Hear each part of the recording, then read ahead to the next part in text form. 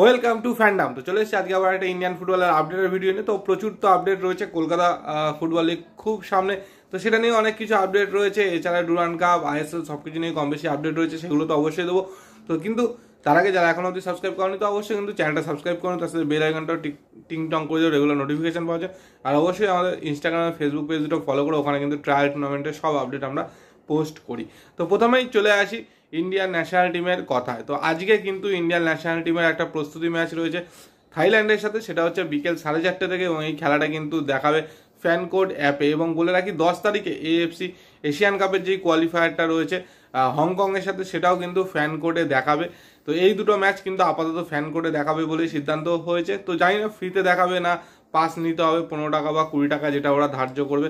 তো সেই মতো কিন্তু দেখতে হবে, বাকি অন্য কোনো টিভিতে বা কোনো রকম ওটিটি প্ল্যাটফর্মে কিন্তু এই ম্যাচ দুটো দেখাবে না। এর সাথে বলে রাখি ইন্ডিয়া ওমেন্স টিমও কিন্তু দুটো প্র্যাকটিস ম্যাচ খেললো উজবেকিস্তানের সাথে, তাদের প্রিপারেটরি ক্যাম্প হিসাবে। তো সেই দুটো ম্যাচেই কিন্তু পরাজিত হয়েছে। গতকালকে কিন্তু একটা ম্যাচ ছিল, সেই ম্যাচটা কিন্তু 1-0 গোলে হেরে গেছে ইন্ডিয়ান ওমেন্স টিম। এর সাথে বলে রাখি ইন্ডিয়া আন্ডার-23 টিম জানো, সামনে এএফসি আন্ডার-23 কোয়ালিফায়ার রয়েছে, সেটাতে কিন্তু গোলকিপার কোচ নিযুক্ত হয়েছে বাংলার ছেলে, বাঙালি গোলকিপার দীপঙ্কর দা, যে কিন্তু কিছুদিন আগে সাব চ্যাম্পিয়ন হয়ে এসছে। তো তাকেই কিন্তু নিযুক্ত করা হয়েছে নওশাদ মুসার আন্ডারে। তো মানে নওশাদ মুসার সাথে সহকারী হিসাবে, গোলকিপার কোচ হিসাবে। তো তারা কিন্তু এই মুহূর্তে কলকাতায় প্র্যাকটিস করছে নিউ টাউনে। তো এগুলো তো ছিল ন্যাশনাল টিমের কথা। এবার চলে আসি কলকাতা ফুটবল লিগের কথায়। তো কলকাতা ফুটবল লিগ তো মানে শুরু হতে চলেছে। গ্রুপ বিন্যাস তো তোমরা দেখেই নিয়েছো, কিছুদিনের মধ্যে হয়তো ফিক্সচারটাও অফিসিয়ালি পাবলিশড হয়ে যাবে।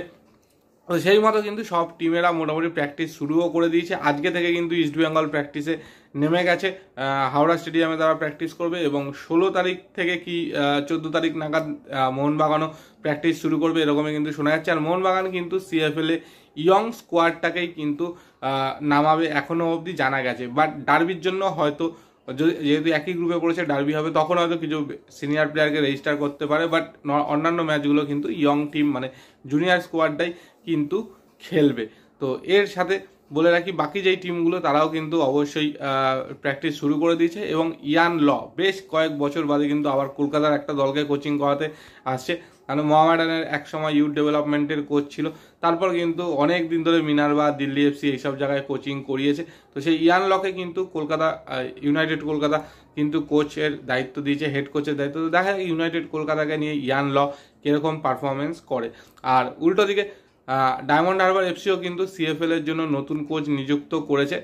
কিউবি গুনা কিন্তু সিএফএল এর দায়িত্ব সামলাবে না, সেখানে সামলাবে কিন্তু দীপঙ্কর শর্মা, যে কিন্তু চানমারি এফসির কোচ ছিলেন। চানমারিকে কিন্তু ডায়মন্ড হারবারের সাথেই কিন্তু আই লিগে কোয়ালিফাই করিয়েছে। তো নতুন কোচের আন্ডারে ডায়মন্ড হারবার কীরকম পারফরমেন্স করে সেটাও কিন্তু দেখার। আর প্রচুর তো ট্রান্সফার হয়ে গেছে অলরেডি, যেরকম তোমরা দেখেইছো অনেক, যে ভবানীপুর কিন্তু একটা দারুণ টিম তো মানে সাইন করিয়েছে বা প্লেয়ারদের সাইন করেছে। সামাদ আছে, ফায়াজ আছে, এদের অভিষেক সরকারের মতো প্লেয়ার আছে। সেরকম সুরুচি সংঘও কিন্তু বেশ কিছু নামি দামি প্লেয়ারকে সাইন করেছে। সৌরিশ, নবী হোসেন এরা কিন্তু রয়েছে, জয়বাজ, বাবলু ওরাও এরা কিন্তু রয়েছে। সেরকম শ্রীভূমিও বেশ কিছু নামি প্লেয়ারকে সাইন করিয়েছে। অভিনব বাগকেও সুরুচি সংঘ সাইন করিয়েছে। তো এরকম কিন্তু বেশ এবার কিন্তু মানে শক্তিশালী দল গড়েছে সব কটা টিমই।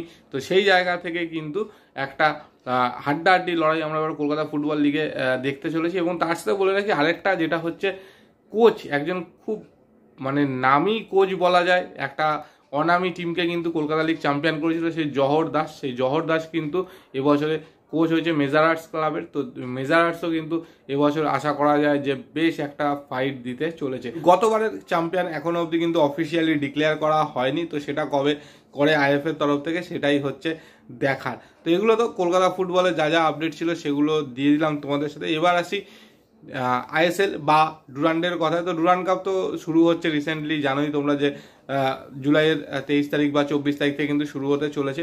এবং তারপর সেখানেও ডার্বি হবে একটা আশা করা যায়, কারণ সেইভাবেই প্রত্যেকবার ডুরান্ডের গ্রুপটাকে সেটিং করা হয়।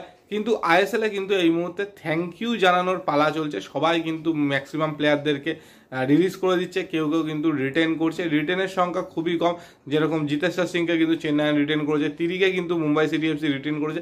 বাট বিপিন সিংকে কিন্তু অফিসিয়ালি অ্যানাউন্স করে দেওয়া হয়েছে যে বিপিন সিংকে ছেড়ে দেওয়া হলো, এবং ওর যেই জার্সি নাম্বার 29 সেটাকেও কিন্তু রিটায়ার্ড করে দেওয়া হয়েছে। আর বিপিন সিং কিন্তু অফিসিয়ালি এই মুহূর্তে ইস্টবেঙ্গলের প্লেয়ার, তো ইস্টবেঙ্গল কিন্তু ওকে অফিসিয়ালি সাইন করিয়ে নিয়েছে। বাট মুম্বাইয়ের আরও একজন প্লেয়ার যাকে নিয়ে কিন্তু এই মুহূর্তে খুব টানাটানি চলছে, সেটা হচ্ছে মেহতাব সিং। মেহতাব সিংকে রাখার জন্য কিন্তু মরিয়া মুম্বাই সিটি এফসি, শোনা যাচ্ছে মেহতাব সিংকে কিন্তু 5 বছরের কন্ট্রাক্ট এক্সটেনশন দিতে চাইছে মুম্বাইয়ের তরফ থেকে। কিন্তু অবশ্যই মোহনবাগান সুপার জায়ান্টও কিন্তু চেষ্টা করছে মেহতাব সিংকে তাদের দলে নিয়ে নেওয়ার জন্য। তো সেই টানাটানিটা তো চলছে, সেটা কতক্ষণ চলে, কে নিতে পারে বা ও মুম্বাইতে থাকে কিনা সেটাই হচ্ছে দেখার। এর সাথে বলে রাখি আরও একজনকে নিয়ে কিন্তু টানাটানি চলছে, সেটা হচ্ছে অভিষেক সিং, পাঞ্জাব এফসির প্লেয়ার। অসাধারণ পারফরমেন্স করেছে এবছরের আইএসএল এ, তো ওকে নিয়েও কিন্তু টানাটানি চলছে। মোটামুটি সবাই জানছো এরা এতদিন ইস্টবেঙ্গল এবং মোহনবাগান তো ছিলই, এবং আরও একটা আইএসএল দল কিন্তু ওকে নেওয়ার জন্য কিন্তু চেষ্টা করছে। এবার দেখার যে অভিষেক সিং কোন টিমে যেতে চায় এবং কে কার দিকে পাল্লা ভারী। ইস্টবেঙ্গল মোহনবাগান দুজনেই কিন্তু অভিষেক সিংকে নেওয়ার জন্য দৌড়ে রয়েছে। তো দেখা যাক কে কাকে টক্কর দিয়ে অভিষেক সিংকে নিজের দলে নিতে পারে। এবং আরও একজনের কথা বলতেই হবে, সেটা হচ্ছে জয়েশ রানের মতো প্লেয়ার অসাধারণ কিন্তু মানে আগের সিজনটা খেলেছে, তার আগের সিজনটাও ভালো খেলেছে। সেই জয়েশ রানেকে শোনা যাচ্ছে হায়দ্রাবাদ এফসি কিন্তু নিতে চাইছে।